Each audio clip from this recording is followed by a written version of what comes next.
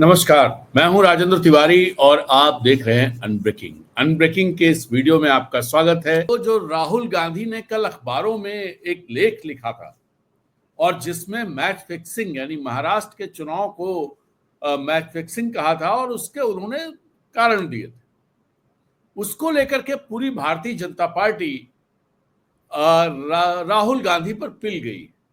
जैसे कि राहुल गांधी का ये आर्टिकल पता नहीं भारतीय जनता पार्टी की छवि कितनी खराब कर देगा। हालांकि वो आर्टिकल भारतीय जनता पार्टी पर नहीं है, वो आर्टिकल चुनाव आयोग को लेकर के है, चुनाव आयोग की भूमिका पर है, चुनाव आयोग के क्रियाकलाप पर है, चुनाव आयोग किस तरह से काम कर रहा है इसको लेकर के है। लेकिन भारतीय जनता पार्टी के नेता और कई मंत्री, मुख्यमंत्री, ये सारे लोग, दरअसल महाराष्ट्र के मुख्यमंत्री ने तो इंडियन एक्सप्रेस में एक आर्टिकल ही लिख दिया है और वो जबरदस्त तरीके से राहुल गांधी पर हमला करते हुए कि कैसे राहुल गांधी जो है वो डरे हुए हैं, हार के वो पहले से ही तैयारी कर रहे हैं कि बिहार में चुनाव ही जाएंगे, तो वो मैच फिक्सिंग की बात कह रहे हैं। दैनिक जागरण ने जो खबर लगाई है वो खबर बहुत और दरअसल जिस तरह की बातें कही जा रही हैं, जिस तरह के आंकड़े फेंके जा रहे हैं, वो आंकड़े जो राहुल गांधी जो बात कह रहे हैं उसको भरमाने की कोशिश की जा रही है। जैसे जागरण की खबर है, जागरण की खबर की बात करते हैं। जागरण का जो दूसरा पहला पेज है, इसमें एंकर खबर लगी हुई है, महाराष्ट्र में बनाए गए फर्जी वोटर तो कांग्रेस ने अब तक क्यों नहीं की शिकायत, चुनाव आयोग ने कहा। अब इसमें एक डेटा दिया हुआ है, वो डेटा ये दिया हुआ है कि महाराष्ट्र विधानसभा चुनाव में विधानसभा 2019 से 2024 के बीच में कितने वोटर बढ़े, और ऐसे ही इन्होंने झारखंड से कंपेयर किया है। झारखंड में विधानसभा चुनाव 2019 के मुकाबले 2024 में कितने वोटर बढ़े, और उसमें झारखंड में बढ़े हुए वोटरों की संख्या ज्यादा दिखाई दे रही है परसेंटेज के लिहाज से। फिर इसके बाद इन्होंने छत्तीसगढ़ और मध्य प्रदेश और तेलंगाना के वो दे दिए कि वहां कितने बढ़े हैं। लेकिन मैं सिर्फ दो चुनाव की बात करें कि महाराष्ट्र के जो आंकड़े राहुल गांधी ने दिए हैं, वो आंकड़े ये हैं कि जो 5 साल में जितने जितने वोटर बढ़े, यानी लोकसभा चुनाव 2019 से लोकसभा चुनाव 2024 तक जितने वोटर बढ़े, और लोकसभा चुनाव 2019 से या लोकसभा चुनाव 2024 से और लोकसभा विधानसभा चुनाव 2024 तक कितने वोटर बढ़ गए। और ये जो फिगर आती है महाराष्ट्र की, वो चौंकाने वाली फिगर है, किसी के कान खड़े हो सकते। इसी फिगर को अगर हम झारखंड के लिए देखें, क्योंकि झारखंड और महाराष्ट्र दोनों के चुनाव साथ साथ हुए थे, तो झारखंड के लिए अगर देखें तो झारखंड में 2019 के लोकसभा चुनाव में जो कुल वोटर संख्या वो 2,16,62,658 थी, और 2024 के लोकसभा चुनाव में ये संख्या बढ़कर के हो गई 2,58,33,046। यानी ये जो संख्या बढ़ी, 41,70,388 वोटर बढ़े, जो टोटल वोटर्स का जो वोटर बढ़े उसका 19.25% है। ठीक है, एक डेटा ये हुआ, और यहां पर जो महाराष्ट्र का परसेंटेज है दैट इज ओनली 3.5%। फिर आते हैं और एब्सोल्यूट टर्म्स में बात करें तो महाराष्ट्र का जो आंकड़ा वो तो राहुल गांधी ने दिया है कि कितना आंकड़ा है, मैंने उसको अलग से निकाला नहीं, चेक किया था मैंने, तो वो आंकड़े सही हैं। दरअसल इसमें यह बताया गया कि सिर्फ 2019 के विधानसभा चुनाव में पंजीकृत मतदाताओं की संख्या 8,98,00,000 थी। 5 वर्ष बाद मई 2024 में लोकसभा चुनाव में यह संख्या बढ़कर 9,29,00,000 हो गई, और इसके सिर्फ 5 माह बाद नवंबर 2024 में विधानसभा चुनाव तक यह संख्या बढ़कर 9,70,00,000 हो गई। यानी 5 साल में 31 लाख की मामूली वृद्धि, वहीं 5 माह में 41 लाख की जबरदस्त 41 लाख की जबरदस्त बढ़ोतरी। अब इस आंकड़े को अगर यहां पर देखें कि लोकसभा चुनाव में 2019 के लोकसभा चुनाव में जो वोटर बढ़े झारखंड में, वो 2024 के लोकसभा चुनाव तक वोटर बढ़े 41,70,388, और 2024 के लोकसभा चुनाव से 2024 के लोकसभा चुनाव से 2024 के विधानसभा चुनाव के बीच जो वोटर बढ़े वो बढ़े 2,67,890, जो 1.03% है। अब दूसरी तरफ महाराष्ट्र में जो गणित है वो बिल्कुल उल्टी दिखाई देती है। महाराष्ट्र में गणित जो दिखाई देती है वो गणित है, इनका कहना है कि 5 साल में 31 लाख की मामूली वृद्धि और 5 माह में 41 लाख बढ़ गए, यानी कुल मिलाकर के जो बढ़ोतरी है वो 72 लाख की है विधानसभा चुनाव तक।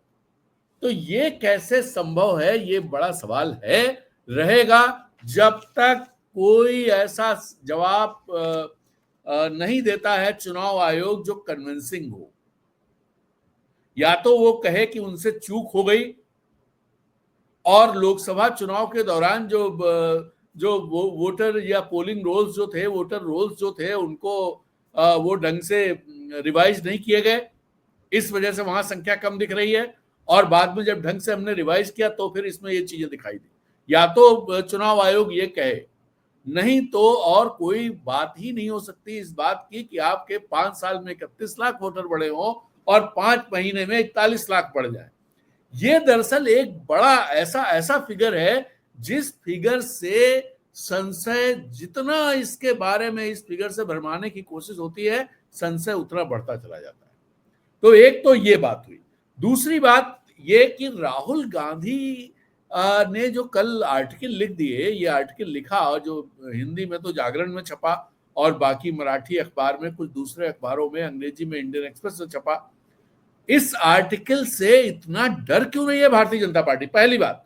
दूसरी बात कि चुनाव आयोग इसका जवाब दे, भारतीय जनता पार्टी के नेता इसको जवाब देने क्यों लगे हुए हैं? तीसरी बात कि कहीं ऐसा तो नहीं है कि पिछले जो लोकसभा चुनाव के समय से बात करें, बीच में जरूर जो ये दिखाई दिया हरियाणा और महाराष्ट्र के जो नतीजे दिखाई दिए, हरियाणा और महाराष्ट्र के नतीजे, इसके अलावा जम्मू के नतीजे जो दिखाई दिए, इन नतीजों से ये नतीजे कहीं कुक्ड नतीजे तो नहीं है कि इनके पीछे कोई कहानी हो पूरी। और चूंकि इनके पीछे कहानी है तो मीडिया में एक माहौल ऐसा बना जिसमें लोग चौंक गए कि ऐसे नतीजे कैसे आ गए। फिर भाई उसे स्वीकार कर लिया कि ठीक है, कांग्रेस ने अच्छा नहीं किया होगा, महागठबंधन ने, इंडिया गठबंधन ने अच्छे ढंग से नहीं किया, उनमें एका नहीं थी। और महाराष्ट्र को लेकर के तो मैं ही कह रहा था और अभी भी मानता हूं कि शरद पवार ने उसमें लुक्की लगाई। शरद पवार ने उस समय एक सीनियर जर्नलिस्ट को वीडियो पर ये स्वीकार किया कि अमित शाह के साथ अडानी के घर पे बैठक हुई थी। एंड जैसे ही आप ये स्वीकार करते हैं उसका निगेटिव वो पड़ता है। तो ये चीजें अपनी जगह, बट जिस तरह की बात राहुल गांधी ने अपने आर्टिकल में कही है वो सवाल तो है। और उस सवाल से भारतीय जनता पार्टी घबराई इसलिए है क्योंकि लोगों को उन नतीजों से लोग चौंके हुए थे। न सिर्फ महाराष्ट्र और हरियाणा के लोग बल्कि पूरे देश के लोग चौंके हुए थे। तो अब अगर इस तरह की चीजें आएंगी तो लोग राहुल गांधी पर जिस तरह से भरोसा बढ़ता जा रहा है, राहुल गांधी की स्वीकार्यता बढ़ती जा रही है, वो स्वीकार्यता अगर इसी तरह से बढ़ती गई और इस तरह के प्रूफ, इस तरह की साक्ष्य आते गए जिससे ये लगे कि जो ये दिखाया जाता है और जिसका फिर बाद में इस्तेमाल किया जाता है कि चुनाव हारने वाला आदमी इस तरह के बहाने बना रहा है, ये बयान दिया जाता है, लेकिन पहले उसे आर्टिफिशियल तरीके से जुगाड़बाजी करके, पूरे इंतजाम करके चुनाव हराया जाता है, जिससे कि राहुल गांधी को ये पेंट किया जा सके कि ये हारता रहता है। डर इस बात का है कि जैसे जैसे चीजें खुल रही हैं उसमें ये मैसेज अगर जनता के बीच चला गया तो भारतीय जनता पार्टी के लिए बहुत दिक्कत की स्थिति होने वाली। और यही वजह है जब राहुल गांधी कोई बात करते हैं जो भारतीय जनता पार्टी की पोल पट्टी खोल रही होती है, या ऐसा लगता है कि भारतीय जनता पार्टी को लगता है कि उसकी पोल पट्टी खुलने लगी, तो वो बहुत खूंखार तरीके से राहुल गांधी पर तमाम तरह से अटैक करना शुरू करते हैं। और वो अटैक सिर्फ इशू बेस्ड नहीं होता है, वो अटैक पर्सनल तक पहुंच जाते हैं। आप अगर इस दौरान देखेंगे, जब से नरेंद्र सरेंडर का नैरेटिव आया है, उससे पहले भी जो चीजें आई जिसमें राहुल गांधी का कोई योगदान नहीं है, जो ट्रंप ने क्लेम किए, जो हमारे सीडीएस ने बताया, जो हमारे एयर चीफ मार्शल ने अपनी चिंता जाहिर की, उन सब चीजों से चीजें निकल के आई हैं। उसके चलते एक एक जो जो जो कोशिश ऑपरेशन सिंदूर को भुनाने की थी वो पूरी नहीं हो पाई, वो दरअसल उल्टी पड़ने लगी। और इसका सबसे बड़ा जो उदाहरण है वो उदाहरण ये है कि आपने शुरू किया घर घर सिंदूर कार्यक्रम चलाएंगे और उस कार्यक्रम को 2 दिन के बाद फेक न्यूज बताना पड़ा। आपने कहा कि हम भारतीय जनता पार्टी के अल्पसंख्यक मोर्चे के जो जमाल सिद्दीकी साहब, उन्होंने अखबारों को बताया, पत्रकारों को खुद बताया कि हम कर्नल सोफिया कुरैशी को Bharatiya Janata party poster girl बना रही है और जो चौपाल लगाने वाले हैं 9 तारीख से, उन चौपालों में उन पोस्टरों का इस्तेमाल किया जाएगा और वो चौपालें कहां लगेगी ये भी बताया उन्होंने। फिर भारतीय जनता पार्टी ने इसे फेक न्यूज कह दिया। तो अगर ऑपरेशन सिंदूर का जो बात प्रधानमंत्री ने बीकानेर में कही थी, मेरी नसों में गर्म सिंदूर बहता है, उससे वो पीछे बैकट्रैक होना पड़ा कि भाई गर्म सिंदूर बहता है, इतना कहकर फिर उसके बाद पीछे हो गए वो। और अब वो गर्म सिंदूर ठंडा सिंदूर कोई बात नहीं करते हैं, ऑपरेशन सिंदूर की बात करते हैं, लेकिन ये नहीं कहते हैं कि मेरे नसों में बहता है और मेरे खून में बहता है और ये हो जाएगा, वो कर दूंगा, ये कर दूंगा। हालांकि कल कश्मीर में, कल की बात है, परसों की बात है, कश्मीर में जरूर वो बात कह रहे थे कि बस मोदी से टकराना पड़ेगा। और मोदी से टकराने की जब ये बात करते हैं, मैंने बताया आपको कि इस खित्ते में जो जम्मू कश्मीर से बाहर और खासतौर से कश्मीर से बाहर जो कश्मीरी नौजवान हैं, उन नौजवानों को क्या झेलना पड़ता है, कभी मोदी उसके लिए खड़े हुए दिखाई दिए। और जो लोग ये व्यवहार कश्मीरी नौजवानों के साथ करते हैं, कश्मीरी ट्रेडरों के साथ करते हैं, क्या उनको, जैसे नरेंद्र मोदी जी बोल रहे थे कि सबसे पहले उन्हें मोदी का सामना करना पड़ेगा, तो क्या उनको पहले मोदी का सामना करना पड़ता है? शुभेंदु अधिकारी ने जिस तरह का ट्वीट किया था, आज तक क्या प्रधानमंत्री मोदी या उनकी पार्टी, सवाल है मेरा, क्या उन्होंने शुभेंदु अधिकारी से अब तक पूछा कि ऐसा ट्वीट क्यों किया था उन्होंने? क्या कभी ये सोचा भारतीय जनता पार्टी ने कि एक तरफ वो ये सब बात करते हैं, दूसरी तरफ जम्मू कश्मीर की सरकार को अपने मिनिस्टर्स इधर के राज्यों में अपने लोगों को बचाने के लिए, अपने लोगों को निकाल के लाने के लिए, अपने लोगों की सुरक्षा के लिए अपने मिनिस्टर्स भेजने पड़ते हैं? कभी इस बात पर सोचा है कि एक तरफ हम प्रतिनिधि, ऑल पार्टी सर्वदलीय प्रतिनिधिमंडल भेजते हैं और जिस पार्टी के नेताओं को प्रतिनिधिमंडल में भेज रहे हैं और वो और इस तरह से भेज रहे हैं कि देश में एका है, सारी पॉलिटिकल पार्टी एक है, और सत्तारूढ़ दल के और सरकार के जो गृह मंत्री हैं उस राज्य में जाकर के जहां वो पार्टी सत्तारूढ़ है, वहां पर ये कहे कि ये पार्टी ऑपरेशन सिंदूर का विरोध इसलिए करती है चूंकि इनका वोट बैंक ऑपरेशन सिंदूर का विरोधी है, वोट बैंक खुश हो जाए। वोट बैंक कौन है? क्योंकि बंगाल की बात मैं कर रहा हूं, बंगाल में 30%, 29-30% मुस्लिम है, तो सीधे सीधे उनका निशाना था कि ममता बनर्जी का वोट बैंक मतलब ये 29-30% मुस्लिम।